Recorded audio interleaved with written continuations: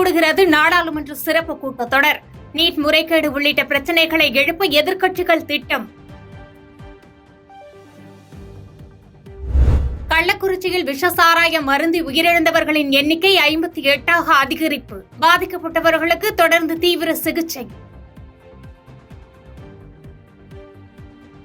நாட்டையே உலுக்கிய கள்ளக்குறிச்சியின் விஷசாராய மரண வழக்கு. முக்கிய குற்றவாளிகளான மாதேஷ் மற்றும் சின்னதுரையை காவலில் எடுத்து விசாரிக்க சிபிசிஐடி முடிவு. கள்ளக்குறிச்சியில் விஷசாராயம் அருந்தி உயிரிழந்தவர்களின் குடும்பத்தினருக்கு மாவட்ட ஆட்சியர் நேரில் ஆறுதல். அரசு வழிகாட்டுதலோடு வீடு கட்டித்தர நடவடிக்கை எடுக்க உத்தரவு.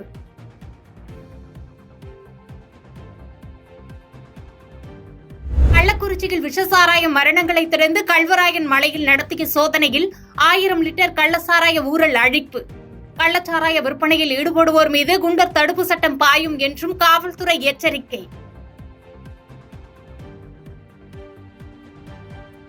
கள்ளக்குறிச்சி கருணாபுரம் விஷசாராயத்தால் நேரிட்ட உயிரிழப்பை கண்டித்து அதிமுக இன்று ஆர்ப்பாட்டம். கள்ளக்குறிச்சியில் நடைபெறும் போராட்டத்தில் இபிஎஸ் பங்கேற்பு. மது குடிக்காதே என சொல்வதை விட மிதமாக குடியுங்கள், உயிர்தான் முக்கியம் என்று அறிவுறுத்தப்பட வேண்டும் என கமல்ஹாசன் கருத்து. மதுக்கடைகளை உடனே இழுத்து மூடினால் அனைத்தும் சரியாகிவிடும் என்பது தவறான கருத்து என்றும் பேட்டி.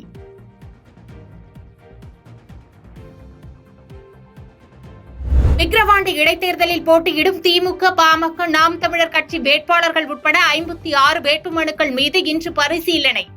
உத்தேச பட்டியல் நாளை மறுநாள் வெளியாக வாய்ப்பு. தமிழகத்தின் பல்வேறு மாவட்டங்களில் பரவலாக மழை. வெப்பம் தணிந்து குளிர்மையான சூழல் நிலவியதால் பொதுமக்கள் நிம்மதி.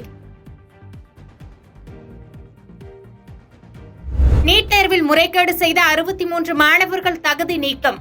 தேசிய தேர்வு முகமை அதிரடி. இளநிலை நீட் தேர்வு சர்ச்சை தொடர்பாக பிரதமர் மோடி விரைந்து நடவடிக்கை எடுத்ததாக இந்திய மருத்துவ சங்கம் பாராட்டு. முறைகேடுகள் தொடர்பாக சிபிஐ விசாரணைக்கு பரிந்துரை செய்த மத்திய கல்வி அமைச்சகத்துக்கும் நன்றி தெரிவித்து அறிக்கை. சீனாவில் விண்வெளியில் ஏவப்பட்ட ராக்கெட் குடியிருப்பில் விழுந்து வெடித்து சிதறியது. பதறியடித்து ஓடிய மக்கள்.